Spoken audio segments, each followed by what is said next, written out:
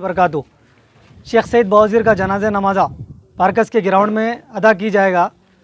बारकस के बड़े ख़बरस्तान में तफसीन है उनकी 9:30 बजे टाइम जो है सो एक्सचेंज करने के वास्ते इसी वजह से कर रहे हैं कि हमारे छोटे भाई अभी नहीं आए, उनको टाइम लग रहा आने के लिए, इस वजह से जो है सो टाइम एक्सचेंज हुआ।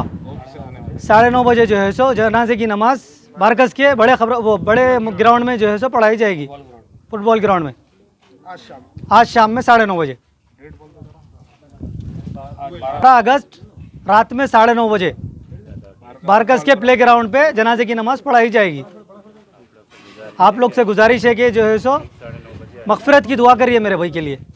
ठीक 9:30 बजे आ जाइए।